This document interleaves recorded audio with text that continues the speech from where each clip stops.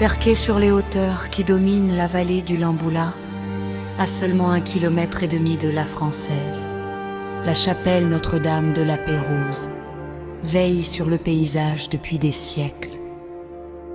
Mais son histoire remonte bien plus loin que ses murs actuels.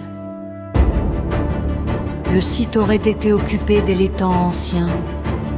Un document officiel du XIIIe siècle atteste qu'un dolmen se dressait ici dès l'année 1065.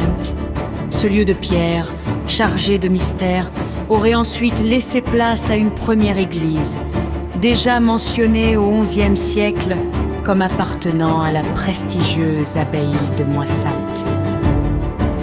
En 1240, Notre-Dame de la Pérouse rejoint officiellement les possessions de cette célèbre abbaye, confirmant l'importance spirituelle du sanctuaire à travers le Moyen-Âge. Les siècles passent, mais l'histoire n'épargne pas la chapelle durant les guerres de religion. L'édifice est gravement endommagé. Il faudra attendre la fin du XIXe siècle pour qu'elle renaisse entièrement.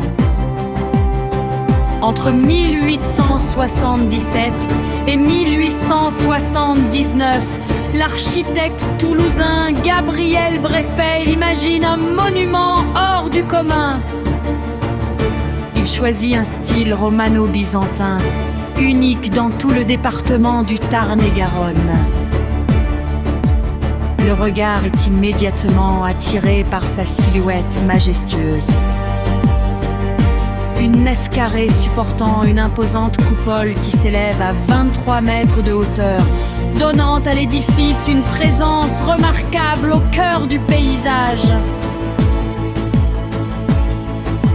Le nom La Pérouse trouverait son origine dans l'expression latine Santa Maria, de Petrosa Peirous signifie pierreux, un nom qui rappelle les origines minérales de ce promontoire où se mêlent nature, histoire et spiritualité.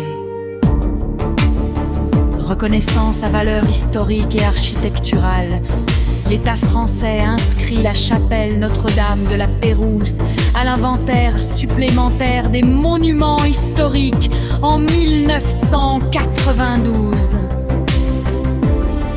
Aujourd'hui encore, dominant la vallée comme un phare de pierre, la chapelle continue de raconter près de 1000 ans d'histoire. Un lieu où le temps semble suspendu et où chaque pierre porte encore l'écho des siècles. Mais vue du ciel, elle raconte encore une histoire.